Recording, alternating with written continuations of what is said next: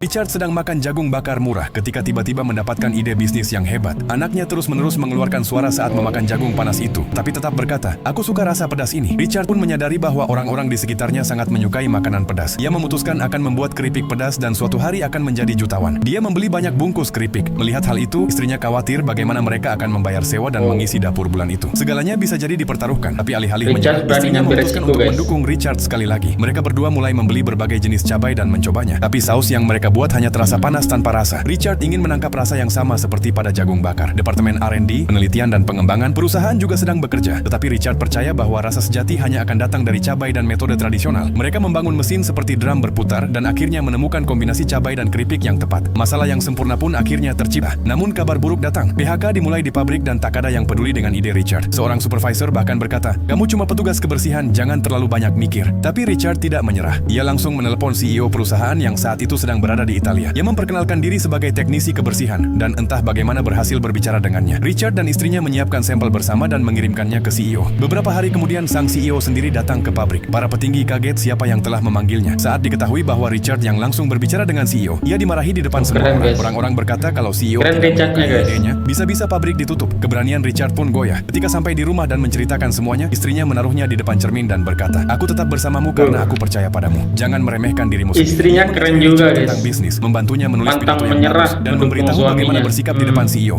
Namun ketika CEO datang lagi, Richard memutuskan untuk berbicara dari hati. Saat seseorang bertanya padanya apa itu pangsa pasar, Richard tidak tahu, tapi ia menjelaskannya dengan caranya sendiri. CEO menyukai kejujuran, semangat, dan kebijaksanaannya. Sang CEO langsung memutuskan untuk berinvestasi dalam produk tersebut. Mereka mulai memproduksi Flaming Hot Chips, tapi pada awalnya tak ada yang membeli. Bungkus-bungkus keripik itu pun menumpuk berdebu di rak-rak. Richard merasa sedih. Kemudian anaknya berkata, "Orang-orang bahkan tidak tahu apa ini. Kita harus promosikan sendiri." Richard menelepon teman-teman lamanya yang dulu pernah menjual sampo kepada orang botak. Bersama-sama mereka membagikan keripik ke toko-toko, sekolah-sekolah, dan di jalanan untuk menarik perhatian orang. Mereka sendiri pun menjadi pelanggan pertama. Tak lama kemudian permintaan untuk Flaming Hot Chips meroket. CEO menelepon dan berkata, "Sekarang targetnya 5.000 kotak." Pabrik pun mulai beroperasi siang dan malam. Dalam 6 bulan, pabrik itu memecahkan semua rekor yang ada sebelumnya. Mentor Richard bertanya padanya, "Sekarang kamu sudah jadi apa?" Richard tersenyum dan berkata, "Aku masih seorang petugas kebersihan. Aku hanya ingin memperbaiki mesin." Tapi suatu hari ketika ia datang untuk membersihkan sebuah kantor, CEO sudah menunggunya di sana. CEO berkata, "Aku juga berasal dari keluarga sederhana. Kalau dulu aku menyerah pada mimpiku, aku tak akan sampai di titik ini. Punya mimpi itu penting, tapi mendukung mimpi itu jauh lebih penting." Dan kemudian CEO menunjuk Richard sebagai direktur pemasaran perusahaan. Seluruh pabrik pun bersorak dan bertepuk tangan. Richard langsung menelepon istrinya.